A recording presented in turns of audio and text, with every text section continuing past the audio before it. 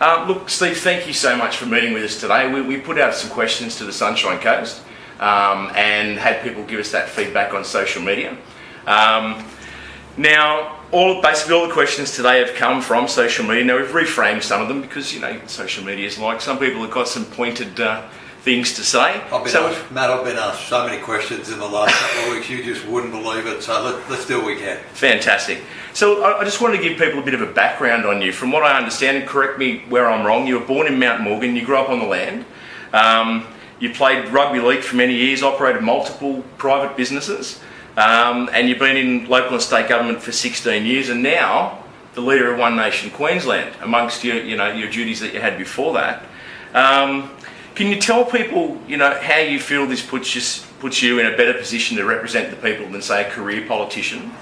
Well, Matt, starting from the beginning, yes, I was born on a farm. I've done many things in my life, and I think that's a good thing for politicians. I think politicians should do a bit in the real world before they actually become politicians. Yes. I think maybe we might have too many lawyers in government, be that at a state and federal level, but so they'd be selected by those voters.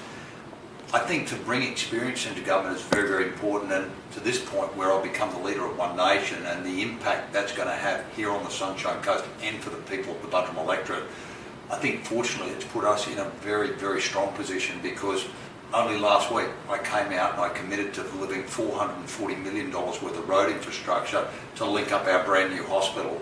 I made a commitment when I was announced as leader with Senator Hanson here just at the beginning of the week gone to deliver a nation building project to take water to Western Queensland. The benefits will just continue to roll through, because now that I'm the leader of One Nation in Queensland, I can put the heat on the two major parties which have totally lost touch with the general people to say match me, deliver the same as what I've committed to the people of the Sunshine Coast. So whatever happens, the coast's going to win and the city of Buderim's going to win. Excellent, excellent.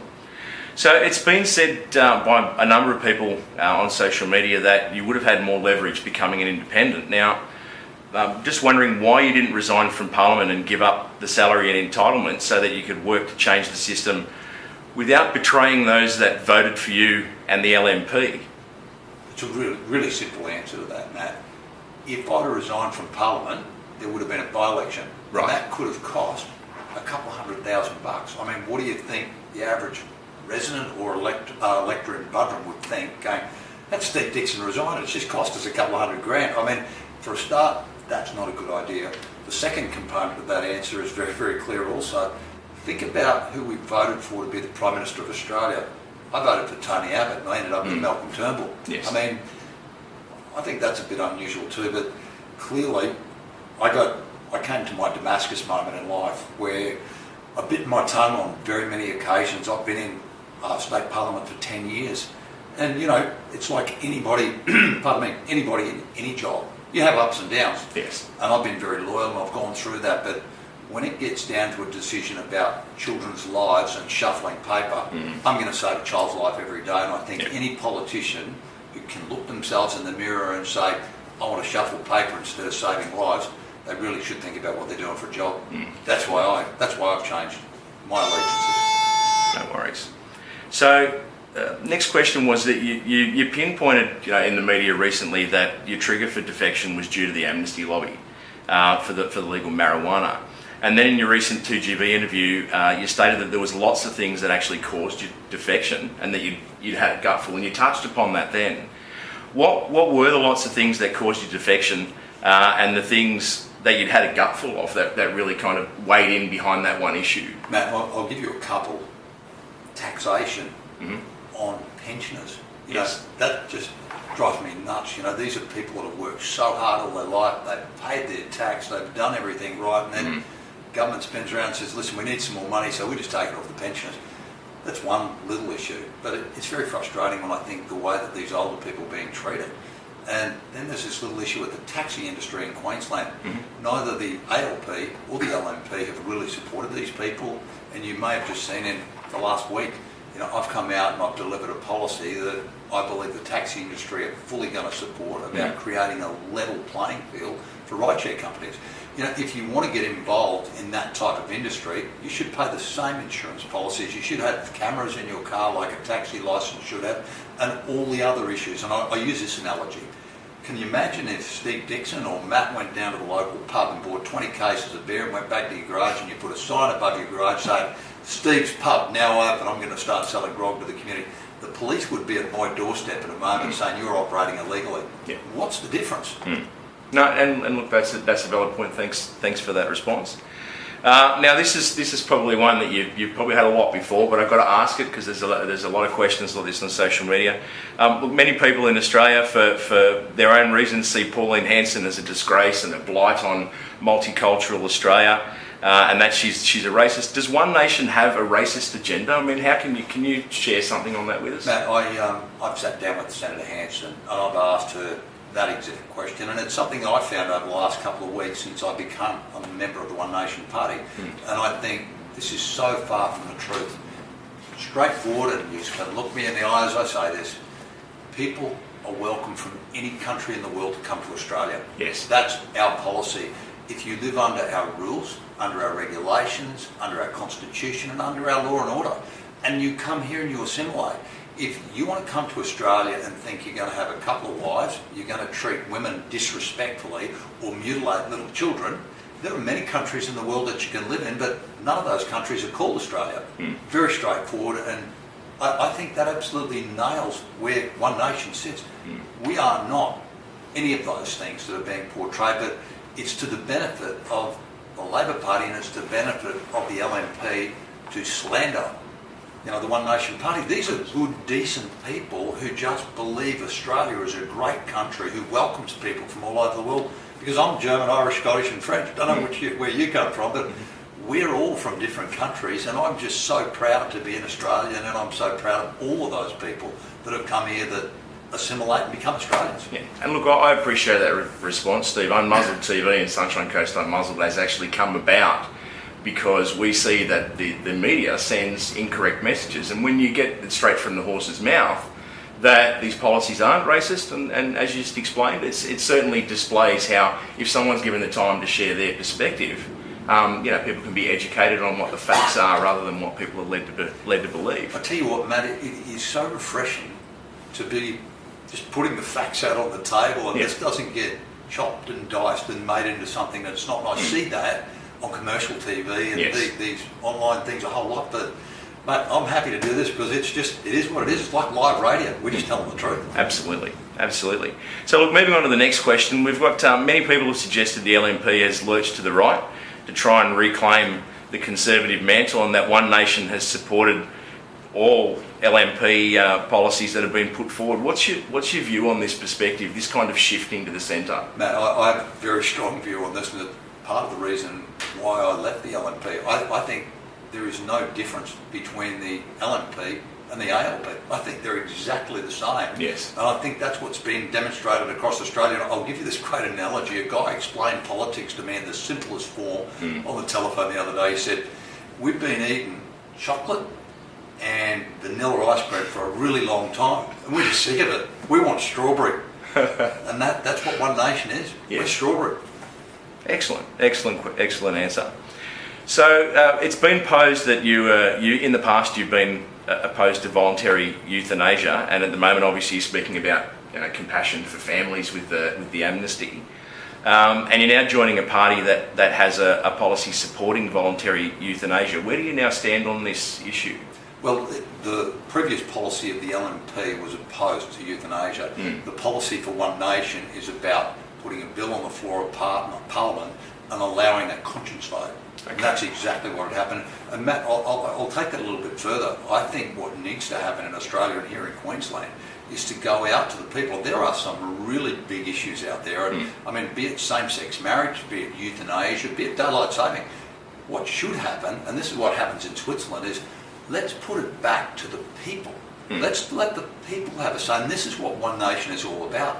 We're putting people before politics, and I reckon it's a much better idea than having 89 members of Parliament make a decision on some of these issues that I think are the big fundamental issues in our society.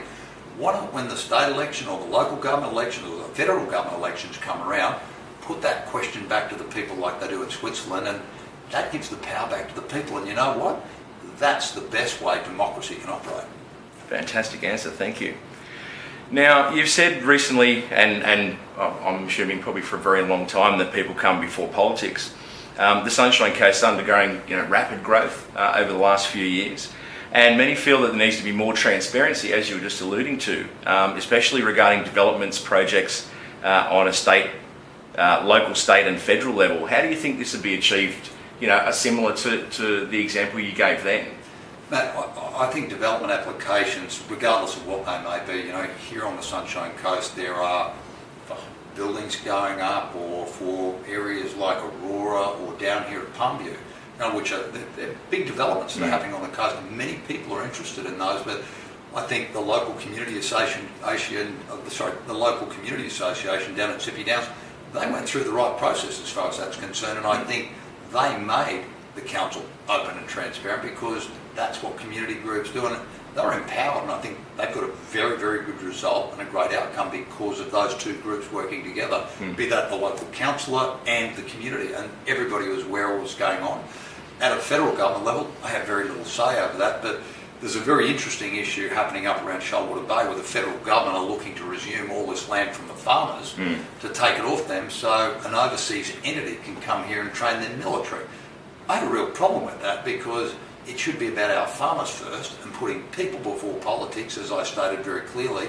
Why would you resume land or use for agricultural purposes and farming to breed cattle that feed Australians and create an income for Australians for an overseas entity who want to train their military in Australia? Beggars belief. Fantastic. Now, this is a bit of a hot topic at the moment. It's been posed again on the social media questions: are politician pensions, benefits, allowances, gold passes and so on fair, or should they be adjusted? Matt, very, very clearly, I'll make this commitment: there will be no one nation people elected to government in any way or form who will get a pension of any kind except the normal superannuation that you would pay into or I would pay into. I'm not one of those politicians, but I tell you what, there's a lot of them out there, and when they start to say, like Joe Hockey did, the time of entitlement is over, maybe they should look in the mirror when they say that and see if they laugh at themselves. Thank you. Interesting response there, I appreciate it. Look, another question that's been posed: state high schools seem to be charging so much for state education these days, and someone's posed that they believe that high schools in your electorate actually have the highest resource fees and BYOD, which is bring your own device, the computer programs, across all of the state schools. What do you think can be done about this high expense of state education now? Matt, I remember when I went to school as a young bloke, it cost nothing. Yeah. I rocked up in a pair of sand shoes and there was only one colour, white. Everybody had the same. We had the blue and white ones if you were really rich. It didn't cost anything to go to school back in them days, and I think the world has changed. And as far I saw the document that you're talking about relating to this issue in the Courier Mail the other day, we're not the highest here on the coast. The Gold Coast, I think, does have the highest, but still there's an impact on families. Yes. It does cost money to run schools, and it's a matter that I'm happy to look at, but I don't think there's any silver bullet. I know that things cost money and it's going to get more and more expensive into the future. We have law and order, we have health, we have child welfare, the NDIS is going to come into play in 2019, and I'm still yet to understand how that's going to be paid for, because that's going to be one of the biggest issues in this generation, of just how that's implemented, who pays for it and where the money comes from. But our income stream for our country and for our state is actually getting less. Our needs are going up and they're getting more. Our debt is reasonably high, and we've got to look at all these things together. How do we get the best possible outcome? So happy to take that on notice, and it's got to be looked at. Fantastic. So, two more quick questions. All yours. I know you're very busy. Then my next meeting's coming through the door. Look, you really recently stated that One Nation's looking at potentially reinstalling an upper house in Queensland, and the question was posed: was the dissolution of the upper house in 1922 legal under the Constitution without a referendum? Now, this is I'm assuming it's probably not something you can answer straight out. But if that was, if that information was brought to your attention, obviously that would need to be taken up. Or how would that be taken up? Matt, I think very clearly the upper house was dissolved in 1922 by the Labor government. They filled their members into that house and they voted to actually dissolve it. You couldn't have done it if it was illegal. It just wouldn't have happened because, Queen and Country, we live under British rule and our constitution fell under British rule at that particular time, as it still does today. You're not allowed to do this stuff, mate. You just can't. So I'd say that question is, and I mean this with greatest respect, I think it's relevant, but the commitment we're making is to actually bring back the upper house, because we're the only unicameral government in Australia. Every other house has an upper house of review. And I think regardless if you're in power or you're not, I think bringing back the upper house is a very, very good idea, because it creates those checks and balances. Because if you do get a power crazy government in place, they can just do whatever they like in a unicameral government. If you've got the numbers on the floor, that's legislation. It's done. Yeah, and then obviously things can go through that necessarily may not if they didn't have the numbers. Well, that's the fact of the matter at the end of the day. An upper house is a bit like a handbrake. If a piece of legislation goes through, and we see this in Canberra quite often, and the numbers down there are all over the shop. The balance of power actually down there is with One Nation. So they can actually help direct which way policy goes in this country. I honestly believe we need an upper house here in Queensland because it will deliver better outcomes. And the proposition that Senator Hanson has thrown on the table, it's a pretty good proposition, staying within the exact cost that it's costing us now to run the Queensland government by cutting the MPs in half and putting 25 odd up into the upper house and having 45 in the lower house, which at the moment we have 89 MPs. So it's less MPs, but you're going to look after a big area. You'll probably need a couple more staff to do that. But with technology, lots done by internet, lots done over this video conferencing that you're now doing. I mean, definitely. Use technology to the benefit of people. But I tell you where the real money needs to be saved, and that's with the bureaucrats, in the upper levels, with the Director Generals in that area. Frontline staff, they do a fantastic job. We've got great police, great fires, great ambos, and the teachers are out there doing the best they can. And our nurses, we've got some of the best in the world. But I just think, that upper class bureaucracy, it needs a bit of a looking at. Well, this last question is from me. Just kind of doing a bit of research and looking at what's happened over the last kind of couple of weeks with everything that's happened. Tim Nicholls, the leader of the LNP, recently stated that you left the Liberal Party out of self-interest, giving just 15 minutes notice, and that this was a peculiar one-off thing. Do you think that this will be a one-off thing? Do you think that people will start jumping ship from other parties and going independent or to One Nation? Matt, there are a number of people in Parliament that I've heard about that want to do things with their lives, but that's up to them. They have to make their own call and do what they wish to do. And that statement from Tim Nicholls, if I'd have given any more notice, it would have got to the media a whole lot quicker, because that's what they do. I know when I left this office after ringing Tim Nicholls and also the leader of the LNP in the party, the media rang me 5 minutes after I left the building, so they quickly got to the media. So, at the end of the day, people are people, and you give them the information that they need to have at that particular time. I've been honourable, I've been upfront, but I got to that point where I had to choose between children's lives and shuffling paper, and those politicians that want to continue to shuffle paper, keep on doing that. I'm going to save kids' lives, and that's more important to me than anything else. I'll save a life every day. Steve, thank you very much for your time. I really appreciate meeting with you. Hey, my friend, any time, and look forward to the future. We just keep telling the truth. And maybe some other politicians might like that too. Thanks, mate. Thanks.